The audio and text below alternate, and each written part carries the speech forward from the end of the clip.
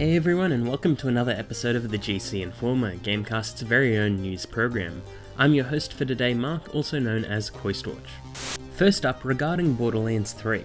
I won't delve too deep into it as Count already went through some of this in his news video earlier this week when these were just rumours and leaks. But Borderlands 3's release date has officially been revealed for September 13 for the PlayStation 4, Xbox One and PC via the Epic Games Store. This Epic Games exclusivity will last for 6 months and the game will be available on Steam in April 2020. Like I said, I don't want to delve too deep into this, but I'll say this news hasn't been received well. The Epic Games Store, while a neat concept and a great idea for developers getting more money from sales, doesn't do much for consumers. The biggest thing going for it isn't Steam or GOG or Origin or Battle.net. There just isn't much differentiation. And now there will most likely be a lot of backlash, possible review bombing even though Steam are trying to control that behaviour, and outright refusals to support the game. Weirdly enough, it's kind of expected after the whole Metro Exodus issue. Although that had more justified backlash as it was available for pre-order through Steam before it was removed, whereas Borderlands didn't make any promises beforehand besides having the previous games available on the platform, which is still kind of a mean move. Anyway, Borderlands 3 will be available September 13th for the PlayStation 4, Xbox One and PC via the Epic Games Store, otherwise it'll be available April next year once the platform exclusivity ends.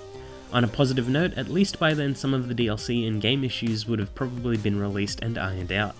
Next up, a new dubbed overview trailer for Arc System Works and A+'s new Kill la Kill game has been released. From its initial reveal last year, the game had made some clear improvement.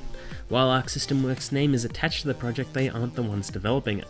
A+ Games, who made the Little Witch Academia game a couple years back, are the developers this time around. Basically that means we shouldn't expect the same level of quality that an Arc game has to be present here. That being said, I feel like A+ have nailed the general look of Kill la Kill in this title. The game works like a general arena fighting game similar to the Naruto Ultimate Ninja Storm series. You have basic cinematic combos, a number of special moves, and a rock paper scissors trash talking mechanic that grants a number of buffs and can even unlock your special instant kill finisher move. For a series that has a lot of flashy, crazy characters and unique fighting styles, it's a little disappointing that the game only has 10 characters revealed at launch. DLC characters have been announced to flesh out the roster some more, and they will be free in Japan, but it hasn't been confirmed if that'll translate over to the Western market.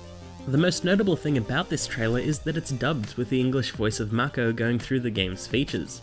While it had already been confirmed that the Western release would have the English dub as an option, it's great to finally see it in action, so to speak. I didn't watch the dub of Kill la Kill, but the bits that I did see actually seemed quite good.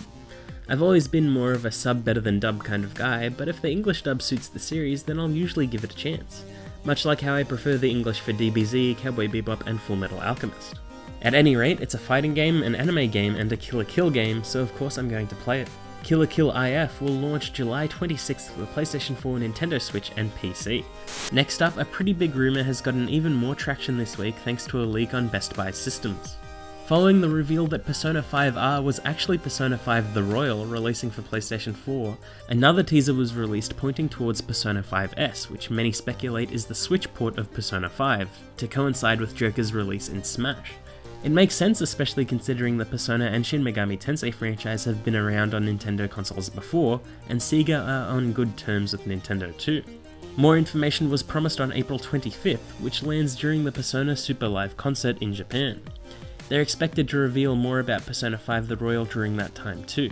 But that's not where the story ends, as a leak in Best Buy Systems lists Persona 5 for the Nintendo Switch. This wouldn't be the first time a retailer has accidentally revealed something in advance, and it won't be the last time either.